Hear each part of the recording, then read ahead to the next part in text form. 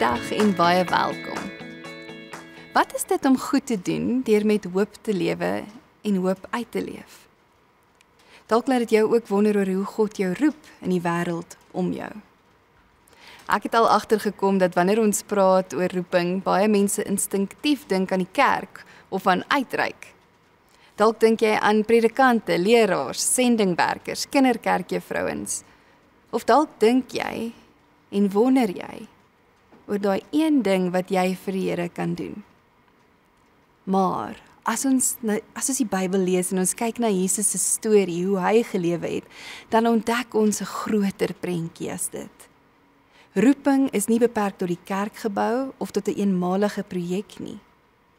Roeping is ingeweef in die ritme van ons daaglikse lewe, om met hoop te lewe en sodoende ligdraers in die wêreld te wees, waar ons ook al gaan en waar ons ook al is.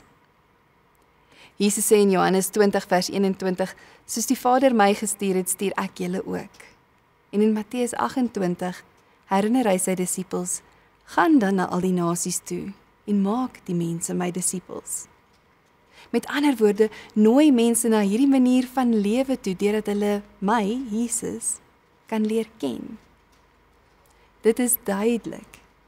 Jesus se opdrag is nie net om by mekaar te wees nie, maar ook om uit te gaan en om te leef as gestuurdes, om hoop te bring. So hoe en waar stuur hy jou? Daar was 'n onderwyseres. Sy was nie die luidrigtige soort nie, sy het selde groot toesprake gemaak en sy het nooit eers die saalopening boodskap gelewer nie. Maar elke dag het sy die klas binne gestap met 'n sagte glimlag en 'n eenvoudige groet. Ek is bly ek sien julle vandag. Sy het besef dat tussen die emosionele boeliegedrag, ouers wat vassit, sosiale media en die druk om te presteer, dat die tieners swaar kry. En sy het deur die loop van die jaar elke kind se storie leer ken. Sy het hulle gesigsuitdrukkings en hulle liggaamstaal leer ken.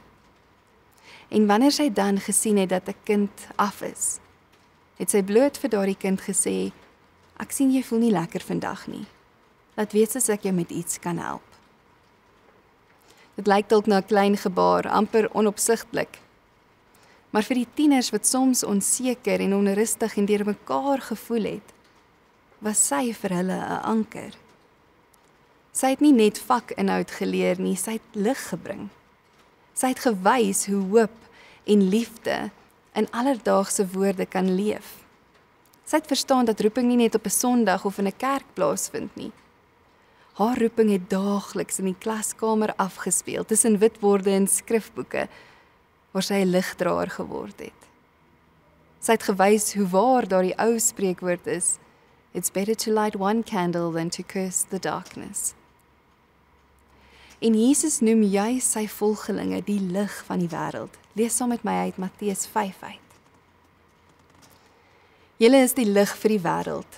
'n Stad wat op 'n berg lê, kan nie weggesteek word nie. Ook steek 'n mens nie 'n lamp op en sit dit onder 'n emmer nie, maar op 'n lampstander. En dit gee lig vir almal in die huis. Laat julle lig so voor die mense skyn, dat hulle julle goeie werke kan sien en julle Vader wat in die hemel is, verheerlik. Lig is nie 'n mooi bykomstigheid nie. Dis noodsaaklik. Lig wys die pad. Lig verdryf vrees, soos die donkerte uitgedoof word. Lig maak lewe moontlik. En ons roeping as ligdraers beteken nie dat ons die wêreld self moet red nie. Dit beteken eenvoudig dat ons die lig van Christus wat reeds in ons woon, in elke deel van ons lewens laat skyn. Hierdeur word God verheerlik.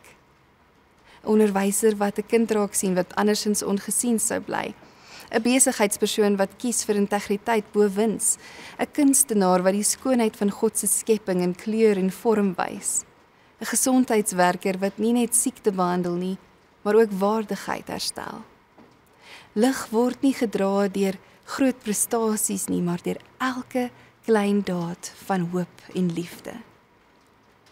In 'n wêreld vol spanning en verdeeldheid roep Jesus ons om hierdie hoop uit te leef waar ons ook al is. Miskien is dit vandag in jou konteks om water op vure te gooi waar ander olie wil gooi. Of dalk is dit 'n sagter stemtoon, 'n woord van vergifnis, 'n keuse om eerder te verstaan as te veroordeel. Dit is dalk die oproep wat jy maak na iemand wat die afgelope ruk stil geword het. Dis die tyd wat jy aflê om net te luister. Dit is die kreatiewe idee wat nuwe moontlikhede oopmaak.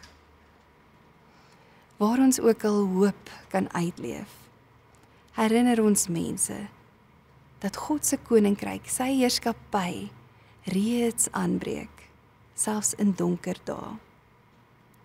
Ons roeping om goed te doen deur met hoop te lewe is dis die manier waarop ons lewe oopmaak, waarop ons lewe oopmaak vir God se lig, vir sy vrede. En ons doen dit in enige beroep, in enige ruimte, op enige dag, soos wat hy ons lei. Soos God vir Jesus gestuur het, stuur hy ons ook. Nie net na die kerk toe nie, maar oral in die wêreld in. Doen vir 'n oomblik saam met my hierdie oefening. Dink aan watter ruimtes jy in beweeg. Waar bring jy die meeste tyd deur? By jou werk? In jou huis? Of ergens in die gemeenskap? En vra dan vir Jesus, Here, wys my hoe ek u lig, u vrede, u hoop daar kan uitdra. En kies dan hierdie week een daad waardeur jy hoop kan uitleef. Dit kan 'n bemoedigende woord, 'n daad van regverdigheid of een of ander kreatiewe uitdrukking wees. Laat toe dat die Heilige Gees jou lei. Bid saam met my. Here, maak ons oë oop om u lig te dra, ons ore sag om u vrede te hoor en te spreek, en ons harte wyd oop om u hoop te leef. Laat ons werk, ons woorde en ons dade 'n getuienis wees van u teenwoordigheid. Soos u ons stuur, gee ons die moed om te gaan. Amen.